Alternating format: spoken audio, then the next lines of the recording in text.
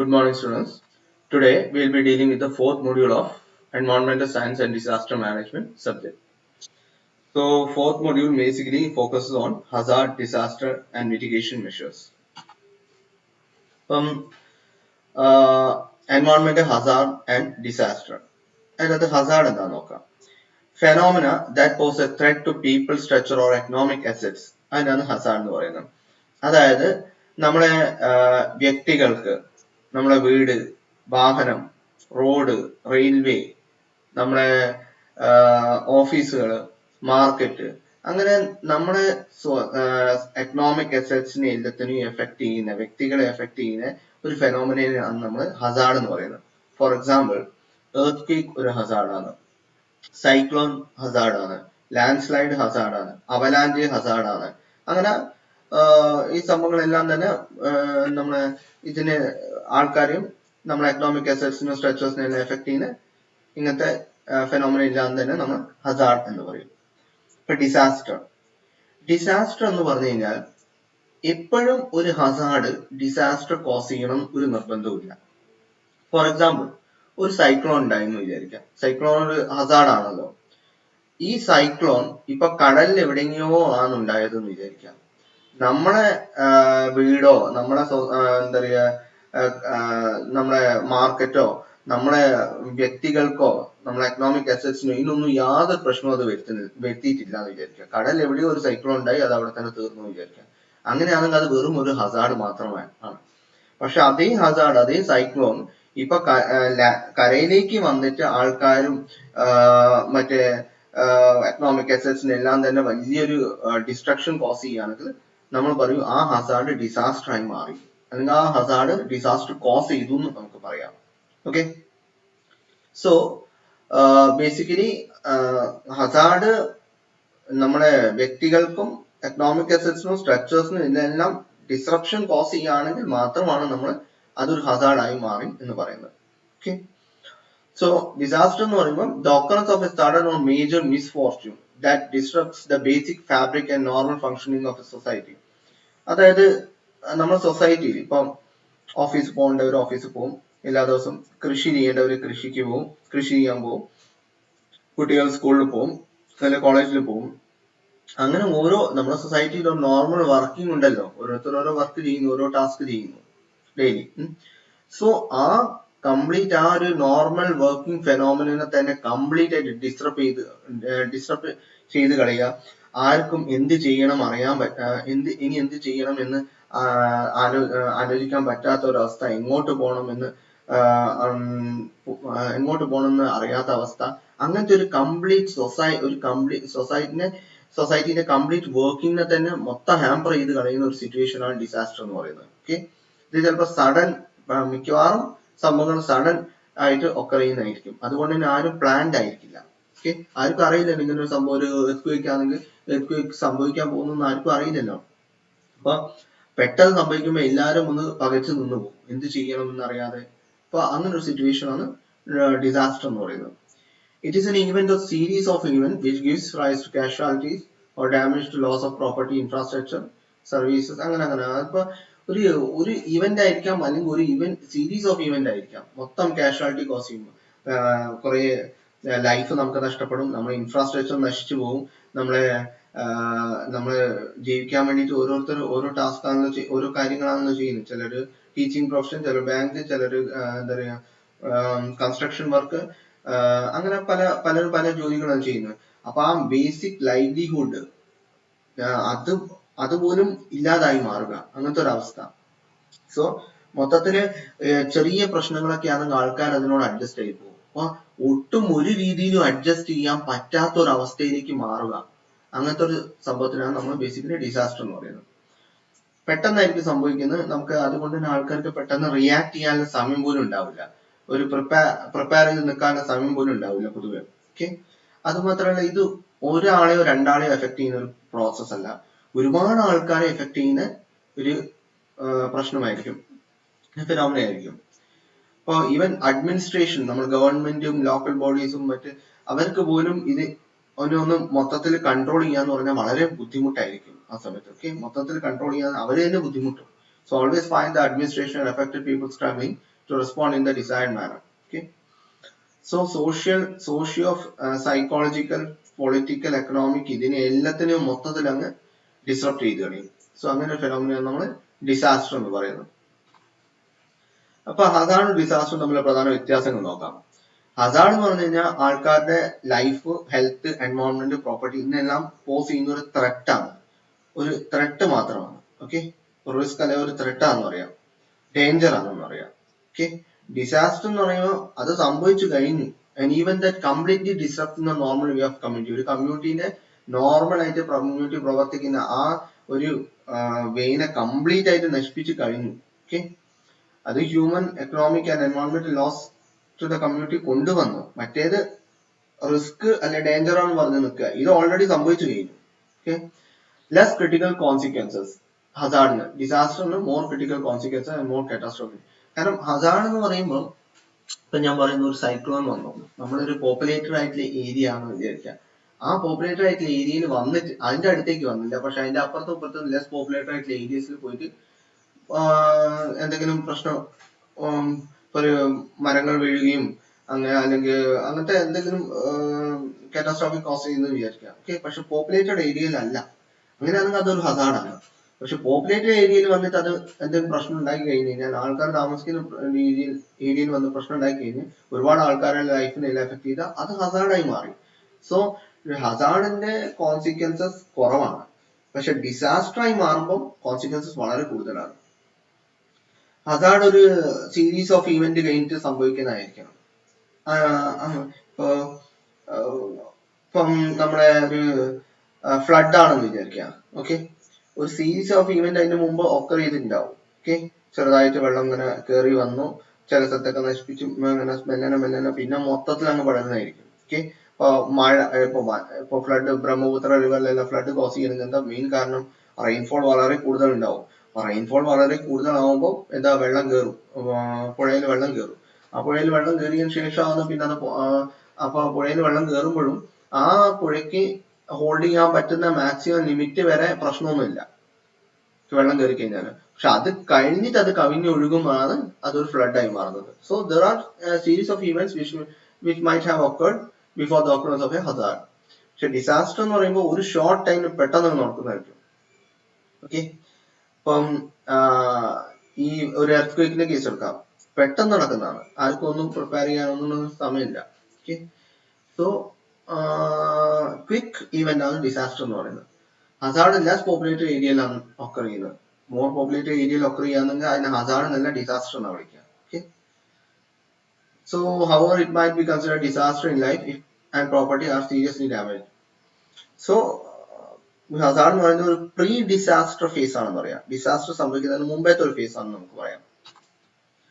Major disaster in India, ഇപ്പോ ഉത്തരകാശി, ലത്തൂർ, ജബൽപൂർ, ചമോലി, ഇങ്ങനെയുള്ള സ്ഥലത്ത് പലപ്പോഴും 1991, 1999 ഇടയ്ക്കെല്ലാം ഒരുപാട് എർത്ത് ക്വേക്ക് സംഭവിച്ചിട്ടുണ്ട്. ലത്തൂരെല്ലാം മഹാരാഷ്ട്ര, ജബൽപൂരെല്ലാം MP അങ്ങനെയാണ്. സോ അങ്ങനെ പിന്നെ ജമ്മു കാശ്മീരിൽ അവലാഞ്ചി സംഭവിച്ചിട്ടുണ്ട്. അവലാഞ്ചി എന്ന് പറഞ്ഞാൽ ഐസ് സ്ലൈഡ്. ഓക്കെ, സ്നോന്റെ സ്ലൈഡ് ചെയ്യുന്നതല്ല അത്. ആസാമിലെല്ലാം ഫ്ലഡ് സ്ഥിരം സംഭവമാണ്, ഒരുവിധം എല്ലാ വർഷവും തന്നെ സംഭവിക്കാറുണ്ട്. കാരണം ആസാമിലെ ഒരു മെയിൻലി 2 റിവേഴ്സ് ഉണ്ട്, അത് ഭയങ്കരമായിട്ട് കവിഞ്ഞൊഴുകും. ബ്രഹ്മപുത്ര മെയിൻ ആണ് അതിൻ്റെ അകത്ത്. സോ ആസാമെല്ലാം ഹെവി റെയിൻഫോൾ റിസീവ് ചെയ്യുന്ന റീജിയനും ആണ്. അപ്പൊ അവിടെ പെട്ടെന്ന് തന്നെ റിവർ കവിഞ്ഞൊഴുകി ഫ്ലഡായി മാറും. ഈ പൊതുവെ മെയ് ടു ഓഗസ്റ്റ് ആ റേഞ്ചില് മാസങ്ങളിലാണ് പൊതുവെ ഫ്ലഡ് ആയിട്ട് കൂടുതലും കാണപ്പെടാറ്. ഈ വർഷം ഒരു മെയ് കഴിഞ്ഞപ്പോൾ ഉണ്ടായിരുന്നു എന്നാണ് എൻ്റെ ഓർമ്മ. സോ ജമ്മു കാശ്മീരിൽ എർത്ത് ക്വേക്ക്, അങ്ങനെ പല some of the earthquakes and hazards or disaster which occurred in India between 1991 and 2005 അതാണ് ഇവിടെ കാണിച്ചിരിക്കുന്നത്.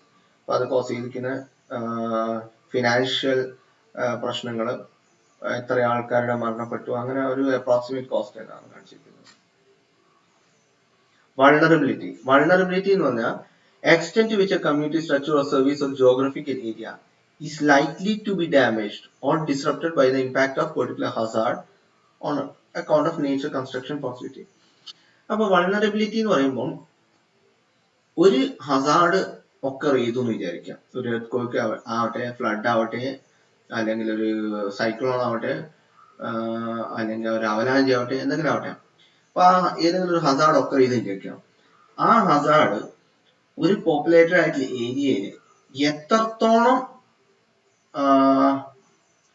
ഡിസ്റപ്റ്റ് ചെയ്യാൻ സാധ്യതയുണ്ട്, അല്ലെ എത്രത്തോളം പ്രശ്നങ്ങൾ ഉണ്ടാക്കാൻ സാധ്യതയുണ്ട്, അതിനെയാണ് നമ്മൾ വൾണറബിലിറ്റി എന്ന് പറയുന്ന ടേം വെച്ചിട്ട് നമ്മൾ പറയാൻ ഉദ്ദേശിക്കുന്നത്. അതായത് ഒരു ഏരിയ ഭയങ്കരമായിട്ട് അത് പ്രശ്നങ്ങൾ ഉണ്ടാക്കാൻ സാധ്യത ഉണ്ടെങ്കിൽ we say that particular area is highly vulnerable. Okay, വലിയ പ്രശ്നങ്ങൾ ഉണ്ടാക്കാൻ സാധ്യതയില്ലെങ്കിൽ വൾണറബിലിറ്റി കുറവാണെന്ന് പറയും. സോ എത്രത്തോളം ലൈഫിനെ അത് എഫക്ട് ചെയ്യും, എത്രത്തോളം പ്രോപ്പർട്ടീനെ അത് എഫക്ട് ചെയ്യും, എത്രത്തോളം ഫിനാൻഷ്യൽ ലോസ് അത് ഉണ്ടാക്കും, അതിന്റെ എല്ലാത്തിന്റെ ഒരു മെഷറാണ് ശരിക്കും പറയുന്നത്. മെഷറിന്റെ ബേസിലാണ് നമ്മൾ വൾണറബിൾ ആണോ അല്ലയോ നമ്മൾ പറയുന്നത് സ്ഥാനം.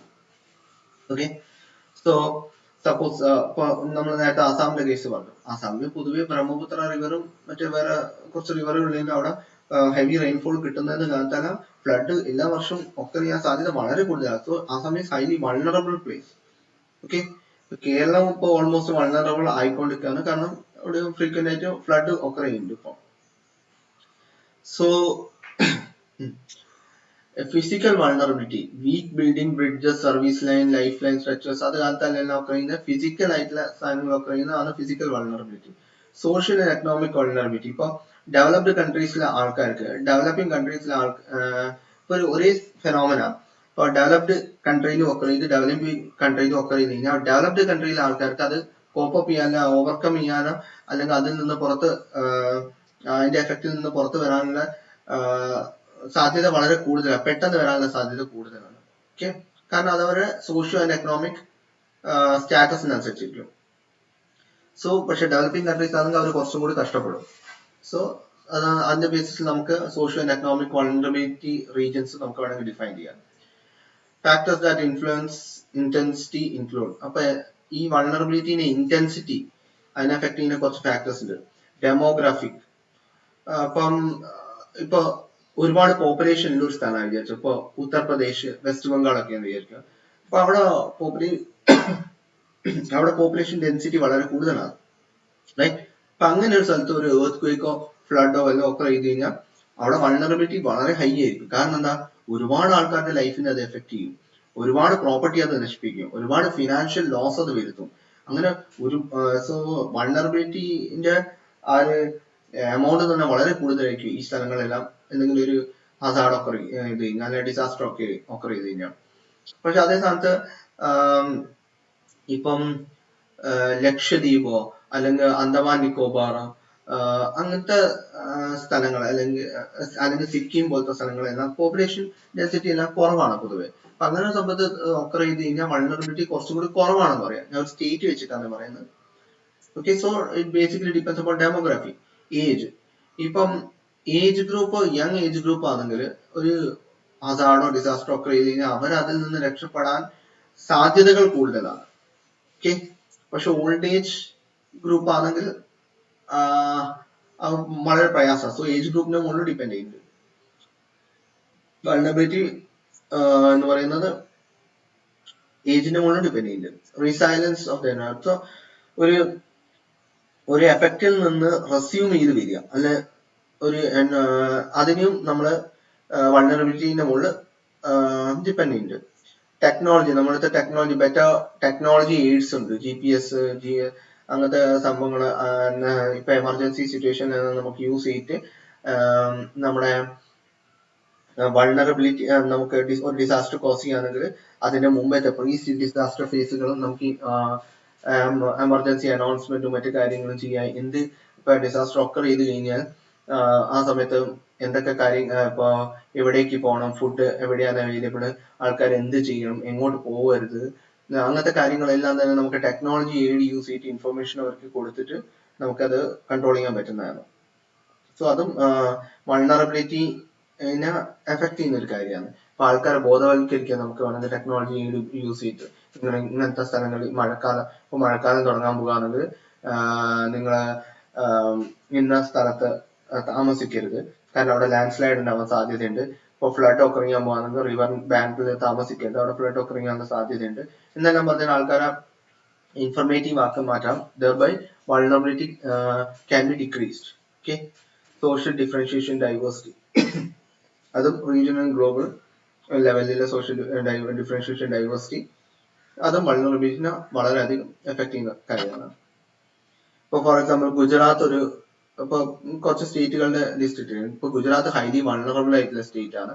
ഇൻ കേസ് കാരണം അവിടെ ഡ്രോട്ടിന്റെ എഫക്ട് എല്ലാം കൂടുതലാണ്, എർത്ത് ക്വേക്ക് അതെല്ലാം കൂടുതലാണ്.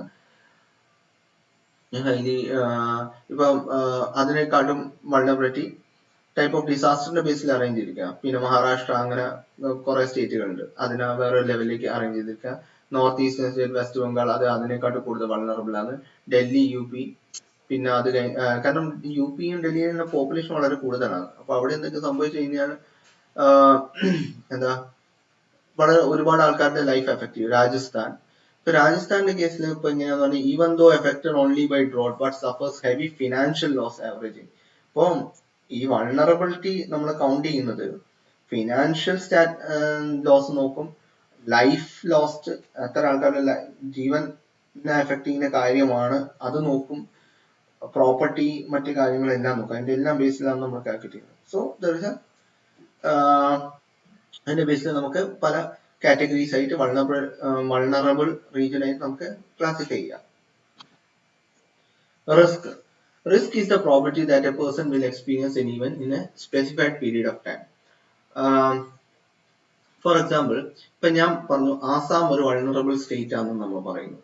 ഓക്കെ, ആ വൾണറബിൾ സ്റ്റേറ്റിൽ ഇപ്പൊ മെയ് തൊട്ടിട്ട് ഓഗസ്റ്റ് മന്തിൽ നമ്മൾ അവിടെ നിൽക്കുകയാണെങ്കിൽ റിസ്ക് കൂടുതലാണെന്ന് നമുക്ക് പറയാം. പ്രത്യേകിച്ച് മെയ് മാസം ഇല്ല, കാരണം അവിടെ ഹെവി റെയിൻഫോൾ ഒക്കെ ചെയ്യുന്ന ടൈമാണ് അവിടെ.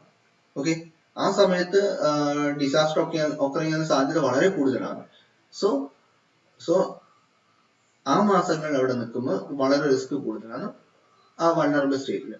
So risk is the probability that A person will experience N event. അപ്പൊ അവിടെ ആ ഈവന്റ് ഫ്ലഡ് എന്ന് പറയുന്ന ഈവന്റ് ഒക്കെ ചെയ്യാനുള്ള സാധ്യത വളരെ കൂടുതലാണ് ആ പെർട്ടിക്കുലർ സമയത്തിൽ. ഇപ്പൊ മെയ് ടു ഓഗസ്റ്റ് ആണെങ്കിൽ ആ സമയത്ത്. ഓക്കെ, സോ അതിനാണ് റിസ്ക് എന്ന് പറയുന്നത്. Probability of N earth quake ഒക്കെ ഇപ്പൊ നോർത്തേൺ യൂറോപ്പിൽ എർത്ത് ക്വേക്ക് ഒക്കെ ചെയ്യാനുള്ള സാധ്യത വളരെ കുറവാണ് when compared to California or Turkey. Okay, so അങ്ങനെ റിസ്കിന്റെ ബേസിസിൽ നമുക്ക് കമ്പാരിസൺ നടത്താം. ഇപ്പോ കാലിഫോർണിയയിലെല്ലാം ഗ്രൗണ്ട് വാട്ടർ വളരെ അവൈലബിലിറ്റി കുറവാണ്, അതുകൊണ്ട് അത് വളരെയധികം എർത്ത് ക്വേക്കിനെ എഫക്ട് ചെയ്യുന്ന ഒരു കാര്യമാണെന്ന് പറയുന്നത്. Risk is the expected loss of lives lost, person injured, damages to property, disruption of economic activity due to a particular hazard. Expect ചെയ്യുന്ന ലോസ് ആണ് റിസ്ക്. എന്തിന്റെ അടിസ്ഥാനത്തിൽ നമ്മൾ പറയുന്നത് ഒരുപാട് ലൈഫ് ലോസ് ചെയ്യാനുള്ള സാധ്യത. ഇപ്പൊ പോപ്പുലേഷൻ നോക്കിയിട്ട് ഒരുപാട് ആൾക്കാരുണ്ടെങ്കിൽ അതിന്റെ ബേസിൽ നമ്മൾ എത്ര ലൈഫ് വരെ, ഇപ്പൊ ഫോർ എക്സാമ്പിൾ ഇപ്പൊ നമ്മളെ ഇടുക്കി ഡാമിന് എന്തെങ്കിലും സംഭവിച്ചു കഴിഞ്ഞാൽ ആലുവ ഫുൾ വെള്ളത്തിന്റെ അകത്താവുന്ന പറയുന്നത്. സോ റിസ്ക് കൂടുതലാണ്. സോ അപ്പൊ നമുക്ക് അവിടുത്തെ പോപ്പുലേഷൻ നമുക്ക് മോണിറ്റർ ചെയ്യാം. പോപ്പുലേഷൻ എത്ര ആൾക്കാരുടെ ലൈഫിനെ അത് എഫക്ട് ചെയ്യാൻ സാധ്യത ഉള്ള സംഭവമാണ്. എത്ര ആൾക്കാർ ഇപ്പൊ പ്രോപ്പർട്ടി എത്രത്തോളം ഡാമേജ് ആവാൻ സാധ്യതയുണ്ട്, എക്കണോമിക് ആക്ടിവിറ്റിനെ എത്രത്തോളം എഫക്ട് ചെയ്യാൻ സാധ്യതയുണ്ട്. ഇന്ത്യയിലെല്ലാം ബേസിസിലാണ് നമ്മൾ റിസ്ക് കൂടുതലാണോ കുറവാണോ മീഡിയം ആണോ എല്ലാം തീരുമാനിക്കുന്നത്. ഇപ്പൊ റിസ്ക് എന്ന് പറഞ്ഞാൽ ഹസാർഡ് വൾണറബിലിറ്റിന്റെ ഒരു പ്രൊഡക്റ്റ് ആണ്. ഓക്കെ, ഹസാർഡ് ആസച്ച് കുഴപ്പമില്ല, പക്ഷെ പോപ്പുലേറ്റഡ് ഏരിയയിൽ വന്നിട്ട് അത് സംഭവിച്ചു കഴിഞ്ഞാൽ it's becomes A disaster. Okay, so vulnerable നമ്മൾ പറഞ്ഞല്ലോ അതിന്റെ case. So risk is A product of Hazard and vulnerability എന്ന് പറയാം. Okay, capacity it is the ability of people, organization, systems using available skills and resources to face and manage adverse conditions, emergencies or disaster. അതായത് ആൾക്കാരുടെ അടുത്ത് ഉള്ള resource വെച്ചിട്ട് skill വെച്ചിട്ട് ഒരു Hazard അല്ലെ ഡിസാസ്റ്റർ ഒക്കെ ചെയ്യുകയാണെങ്കിൽ അതിന്റെ അഡ്വേഴ്സ് കണ്ടീഷൻസിനെയും എമർജൻസിനെയും ഫേസ് ചെയ്യാനുള്ള കഴിവ്, അതിനാണ് നമ്മൾ കപ്പാസിറ്റി എന്ന് പറയുന്നത്. Okay, so it refers to all strength, attribute and resource available within a community, organization or social society to manage and reduce disaster risk and strengthen resilience.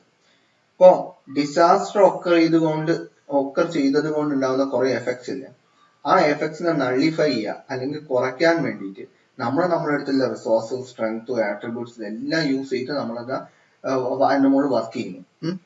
എന്നിട്ട് പഴയ അവസ്ഥയിലേക്ക് നമ്മളെ ആ സൊസൈറ്റി അല്ലെങ്കിൽ ആ ഒരു പ്ലേസിനെ പഴയ അവസ്ഥയിലേക്ക് കൊണ്ടുവരാൻ വേണ്ടിയിട്ട് ശ്രമിക്കുന്നു. അതിനാണ് നമ്മൾ കപ്പാസിറ്റി എന്ന് പറയുന്നത്. ഓക്കെ. Risk assessment. ഒരു സ്ഥലത്ത് റിസ്ക് ഉണ്ടെങ്കിൽ ആ റിസ്ക് നമ്മൾ അസസ് ചെയ്യുക. അത് എത്രത്തോളം റിസ്ക് ആണ്, ഹൈ റിസ്ക് ആണോ, ലോ റിസ്ക് ആണോ, മീഡിയം റിസ്ക് ആണോ, അത് നമ്മൾ കണ്ടുപിടിക്കുക, അതിനെ അസസ് ചെയ്യുക, മോണിറ്റർ ചെയ്യുക. അതിനാണ് നമ്മൾ റിസ്ക് അസസ്മെന്റ് എന്ന് പറയുന്നത്. ഓക്കെ. അപ്പൊ അത് നമ്മൾ നേരത്തെ പറഞ്ഞ പോലെ എത്ര ആൾക്കാർ അവിടെ താമസിക്കുന്നുണ്ട് നോക്കും, എത്ര പ്രോപ്പർട്ടി ഉണ്ട് നോക്കും, എത്ര ഫിനാൻഷ്യൽ ലോസസ് സംഭവിക്കാനുള്ള സാധ്യത ഉണ്ട്, ലൈവ്ലിഹുഡ് സർവീസുകൾ എത്രത്തോളം അവിടെ നടക്കുന്നുണ്ട്, എൻവയോൺമെന്റ് കണ്ടീഷൻ എന്താ, ഇതെല്ലാം ബേസിസിലായിരിക്കും നമ്മൾ റിസ്ക് അസസ്മെന്റ് നടത്തുന്നത്. Risk management. ഇപ്പോൾ ഡിസാസ്റ്റർ ഒക്കർ ചെയ്ത് കഴിഞ്ഞാൽ നമ്മൾ എന്തൊക്കെ ചെയ്യണം, ആ ഒരു പ്ലേസിനെ പഴയ അവസ്ഥയിലേക്ക് എത്തിക്കാൻ വേണ്ടിയിട്ട്, നോർമൽ വർക്കിംഗ് കണ്ടീഷൻസിലേക്ക് എത്തിക്കാൻ വേണ്ടിയിട്ട് നമ്മൾ എന്തെല്ലാം കാര്യങ്ങൾ ചെയ്യണം, എന്തൊക്കെ പോളിസീസ് ആണ് യൂസ് ചെയ്യേണ്ടത്, എന്തൊക്കെ സ്ട്രാറ്റജീസ് ആണ് യൂസ് ചെയ്യേണ്ടത്, ഡിസാസ്റ്ററിന്റെ റിസ്ക് നമ്മൾ എങ്ങനെ കുറയ്ക്കാൻ പറ്റും, അങ്ങനത്തെ സംഭവങ്ങളിലെല്ലാം റിസ്ക് മാനേജ്മെന്റ് അകത്ത് വരുന്നത്.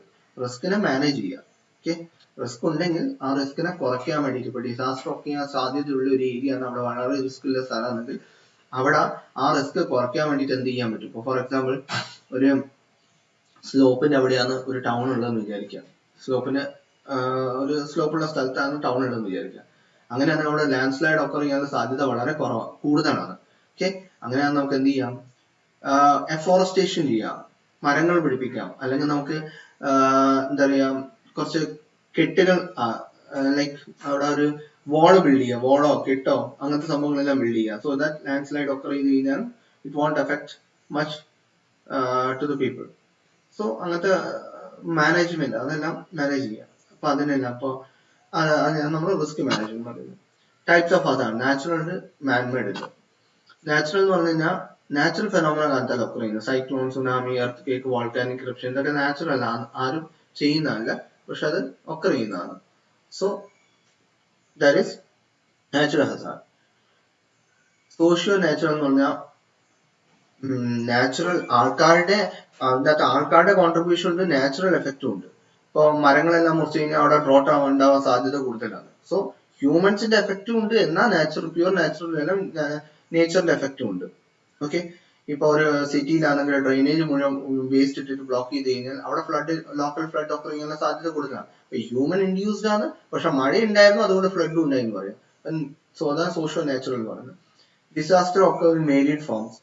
ചിലത് അഡ്വാൻസ് ആയിട്ട് പ്രഡിക്ട് ചെയ്യാൻ പറ്റും, ചിലത് ആനുവൽ ആയിരിക്കും, സീസൺ ആയിരിക്കും, ചിലത് സഡൻ ആയിരിക്കും. എർത്ത് ഒക്കെ സഡൻ ആണ്, ആനുവൽ ഫ്ലഡ് ഒക്കെ ആനുവൽ ആണ്. കാറ്റ്